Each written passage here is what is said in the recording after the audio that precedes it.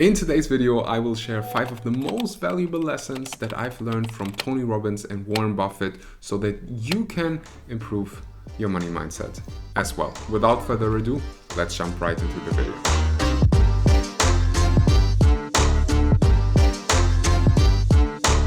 Welcome back to another video. Today will be a bit different. Usually we have a lot of vlogs, but this topic, money mindset, is something that you really asked for on Instagram. So I thought your wish is my command, and money is something that I've always been interested in. Money, I grew up under, I don't want to say poor conditions, but you know, my father was alone, my mother died really early in my life, and we just had just enough. You know, I always had to work if I wanted something special, which I really appreciate. Like, there were many things in my childhood, looking back, I would change them. But this mentality of you get to work for something if you want something, I'm really grateful for that. So Dad, if you're watching, thank you. It's one of the best lessons that he ever taught. You know, you want something, you go get it. Not thinking, oh, I can't afford it, but thinking, how can I afford it? It's like one of the biggest lessons from the book Rich Dad, Poor Dad. In this video, I will recommend different books, but if you haven't read Rich Dad, Poor Dad, it's a brilliant book. Highly recommended. I will not talk more about it in this video, but maybe in the future. Rich Dad, Poor Dad. And the first thing that I learned from both Tony Robbins and Warren Buffett, and everyone here should read their books. It's just bananas. Like, for example, Tony Robbins' book, Unshakable, or Money Master the Game. You know, he has spent so much time, so many hours interviewing the most incredible investors on planet Earth, and you get access to it for a couple of bucks. That's just mind-blowing. If you don't take advantage of that, then I don't know. So the first lesson that I got to learn is that money is neutral. I grew up with a lot of scarcity about money. I don't know about you, but I've heard the sentence, money is the root of all evil, probably 1 trillion times. And your brain is wired to seek pleasure and avoid pain. Now, if you connect pain with money, why would you even try to accumulate more or to have more? You will try to avoid it. And that's what most people do. You don't talk about money. You don't talk about how much people make. You kind of avoid it because it's painful. It's a painful experience. How can money be negative if you can do beautiful things with it? You can buy organic groceries. You can support your family. You can donate money and feed people. You can build schools. Like last year, we opened a school in Bangladesh. I needed money for that. Money is neutral. You decide what you make with the money. Like, you can create the most incredible things with money. So money is really not a bad thing, but a neutral thing. You can also use it for bad things. Like, there are many terrible things you can do with money. You can start wars. You can use that money for that. But you decide, I want to do all of those good things. I want to buy organic groceries and not like buy the cheapest, always the cheapest. Like, I want to live in abundance. And there is nothing wrong with that.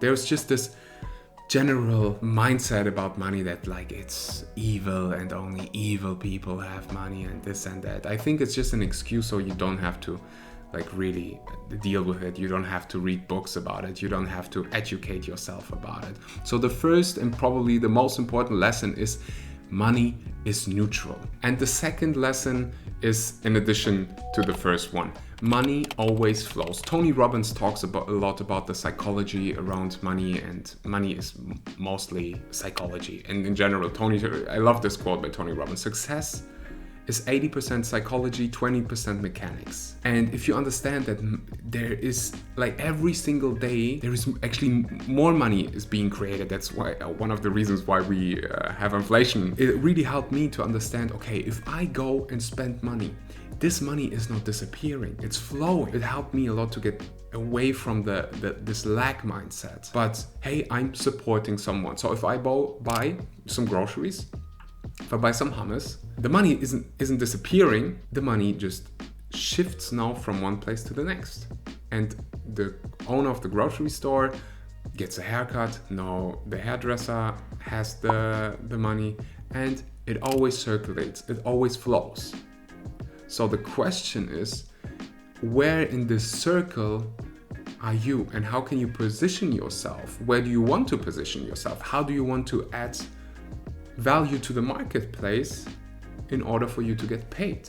The main point here is, with the first two lessons, get away from the scarcity mindset when it comes to money. Like, it should be fun. It's something beautiful. You can do incredible things with it. But if you have this like weird feeling, and there is a lot of conditioning from the past, and you know, we can sit there and blame our parents, our grandparents, but you know, they were conditioned too, and they grew up during different times. It's time to understand, hey, first, money is neutral, and B, there is no lack of money. We create more. So how do you want to position yourself to get more? I could also ask you, where is your money? Like, where is your money? If you enjoyed this video so far, please do me a favor, hit the like button, hit the subscribe button, and as a reward, you get a picture of a little cute monkey. Subscribe. The third point is about the power of compounding. And Warren Buffett, one of the most successful investors, talks about it a lot. I think even one of his most famous quotes is about compounding, and he says like one reason why he was so successful is because of the power of compounding. Compounding is the interest paid on interest. If you don't have a clue what compounding is, please, there are like 1 trillion videos on YouTube that you can watch. It's not that complicated. I just remember for the first time I saw the chart in one of his books. It's part of Tony Robbins' book, Money Master the Game or Unshakable. I'm not 100% sure, but you should read at least one of them. So if you would start with an initial investment of $0 as a 20-year-old, and I have a lot of really young people here, and you would add $200 every single month for the next 50 years with an estimate interest rate of 8%. It can be higher, it can be a bit lower, but that's the average interest rate, for example, of the stock exchange. If you would invest into index funds, for example, that's 8%. In 50 years, you would be a millionaire. And you can really see after 21 years how the power of compounding, the interest paid on interest, starts to unfold. And the longer you can wait, the bigger the power of compounding is. I understood like, hey, you don't have to earn your way to become financially free, to become a millionaire. No, you can, like, even if you have an average salary of, let's say, $2,000, and you invest every month 10% of your income, automated, and that's already the next lesson number 4. Invest 10% of your income every single month, and if you want like a simple strategy, educate yourself on passive investing. That's what Warren Buffett often recommends for the average person, where you invest a certain amount of your salary. If you can't do 10%, start with 5% and increase over time. Passive investing into index funds, and that's really not complicated. Obviously, the more you invest, the longer you wait, the better. But it's beautiful that it's available to like also the average person. That's how much some people spend on like a car they actually can't afford. That's an amount that you could even make with like a little side hustle, a lemonade stand, Uber Eats, whatever, like once a week. Lesson number 5 from Warren Buffett: be greedy when others are fearful, and be fearful when others are greedy. You can see it again right now when the markets go down. The people who were greedy before become fearful and they sell everything. And the people who understand, who educated themselves, they do understand, hey, they are winters. Like the economy can't just always go up, but they see it as an investment opportunity. They buy right now. Before I knew anything about like stocks or real estate or anything, I always thought, oh, if the prices go up, if the prices are high, that's a good sign. That's when you should buy. And when it goes down, that's when you sell. But that's like saying, hey, there is a car that you want to buy, and when the prices are really high, that's the best time to buy. You know what? Even if it's 10% higher tomorrow, I'm gonna buy tomorrow. No, you want to buy that car when the prices go down.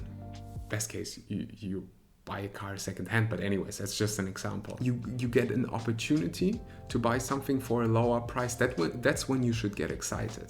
But that's why this lesson is so powerful.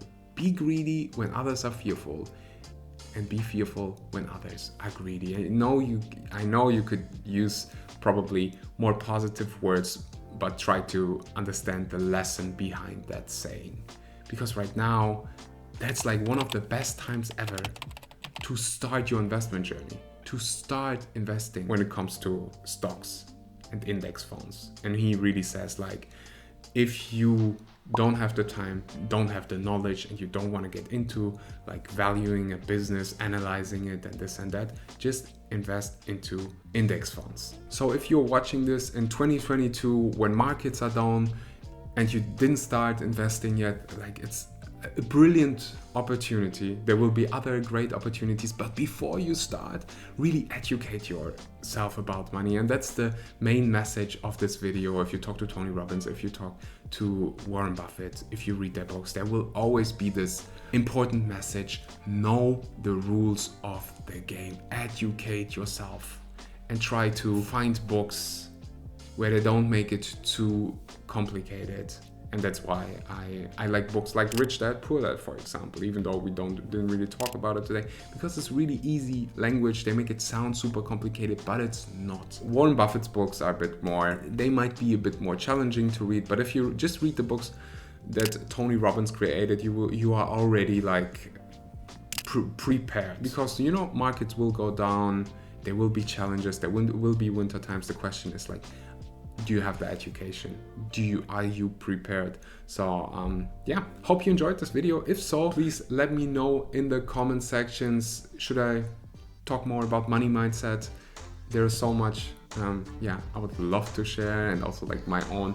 It's always just great to look at my own conditioning and really like work on myself, work on money, because it's such an important topic. We use money every day, and it just makes absolutely no sense to always have this like fear and avoid it and like no, it should be something that brings us pleasure. We should love spending it, we should love making it. It's a beautiful tool, and I thank you for your time. Hope to see you here next time. Until then.